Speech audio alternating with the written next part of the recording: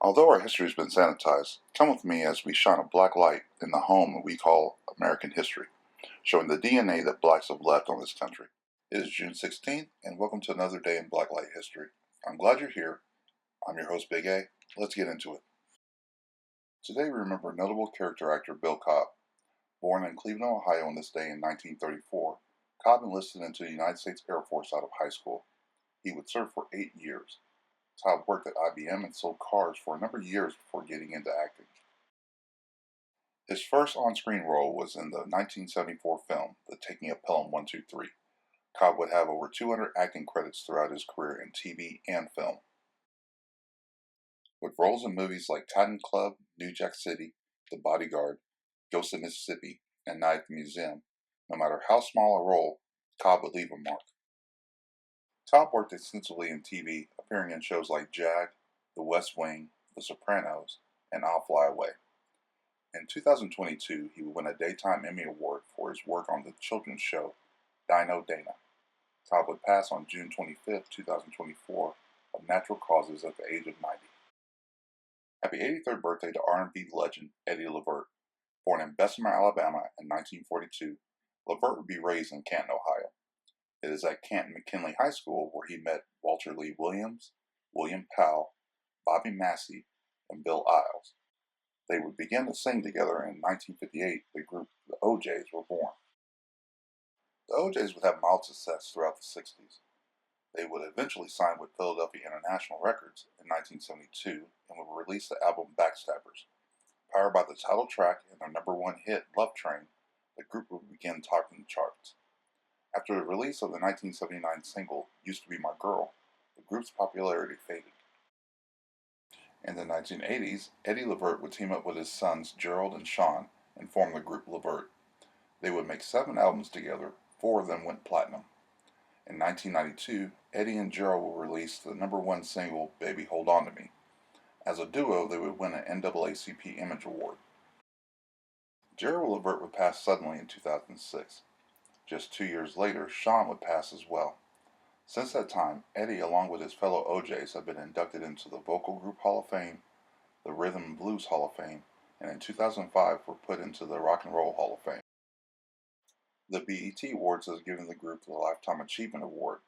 Their songs Love Train and For the Love of Money have both been inducted into the Grammy Hall of Fame.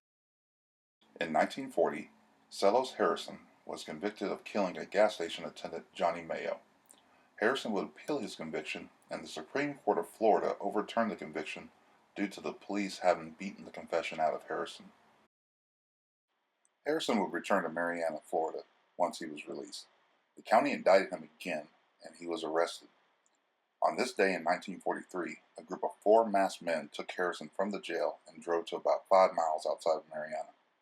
His body was later found. Harrison had died from repeated blows to the head. No one was ever convicted of his killing. Happy 55th birthday to former U.S. men's national team midfielder Kobe Jones. Born on this day in 1970 in Detroit, Michigan, Jones was raised in California. He would graduate Westlake High School before joining the UCLA Bruins. Jones would start college as a non-scholarship player, but would become a key midfielder for the Bruins and would later be inducted into the school's Hall of Fame. After participating in the 1994 World Cup held in the United States, Jones would sign with English club Coventry City. After a brief stint in England and Brazil, Jones came back home in 1996 and signed with the LA Galaxy. He would retire with the club 11 years later. With the Galaxy, Jones won 2 MLS Cups, a CONCACAF Champions Cup, 2 Supporter Shields, and 2 U.S. Open Cups. In 1998 would be his best season, being named to the MLS Best 11. Internationally, Jones is the all-time caps leader in U.S. history with 164 appearances.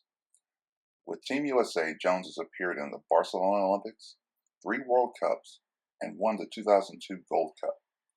Jones retired from soccer in 2007 and has found his way into the broadcast booth as a commentator for MLS games. Today we remember the life of rapper and actor Tupac Shakur. Born on this day in 1971 in Manhattan, New York, Shakur was raised by a family of Black Panther activists, and at age 13 his family moved to Baltimore. At Baltimore School of the Arts, he would begin writing poetry and rapping.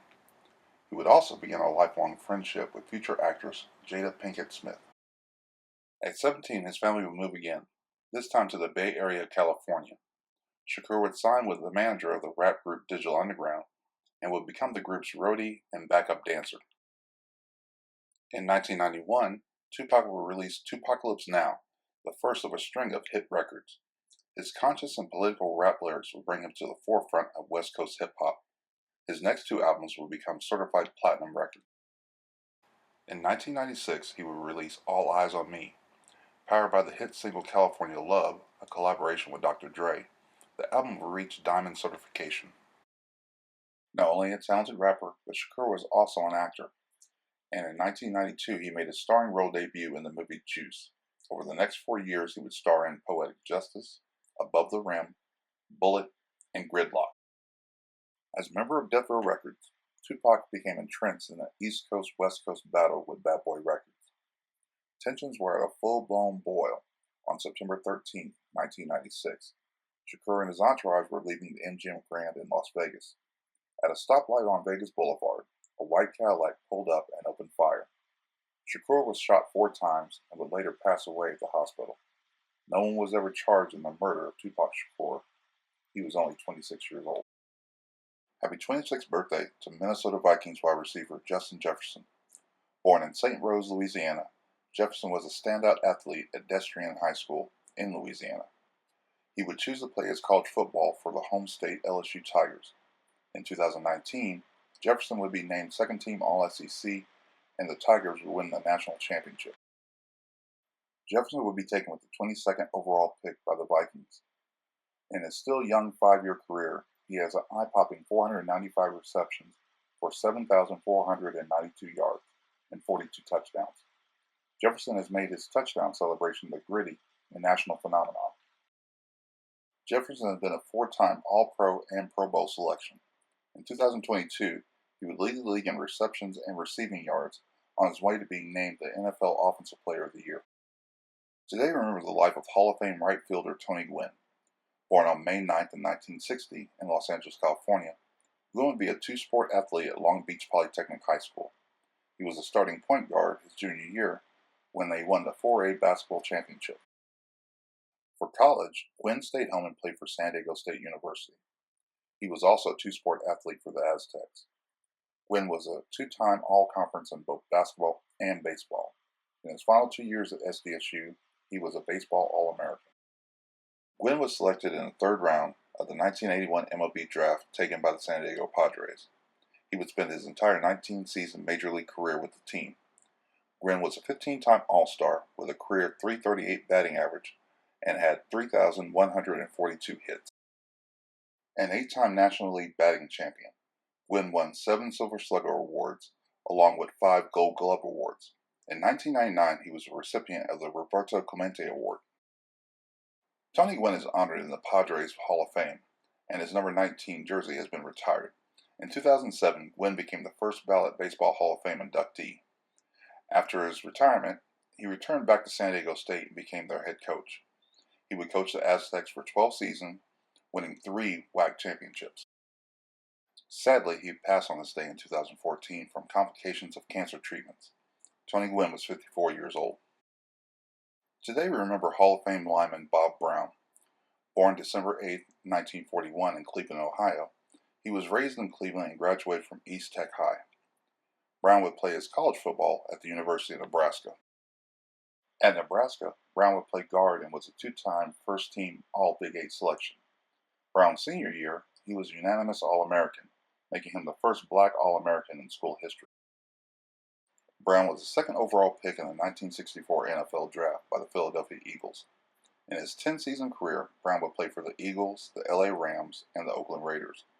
He was a 9-time All-Pro with 6 Pro Bowl selections. Brown was picked for the NFL's 1960s All-Decade team. The University of Nebraska has retired his number 64 jersey, and Brown has been inducted into the College Football Hall of Fame. In 2004, the Pro Football Hall of Fame, located in Brown's hometown of Canton, selected him to be enshrined. Sadly, on this day in 2023, Brown would pass due to complications from a stroke. He was 81 years old. That concludes today's events. If you've enjoyed our content, please like and subscribe to the channel. And remember, powers try to erase our history, but today can be the day that you achieve something that we can discuss next year on Blacklight History.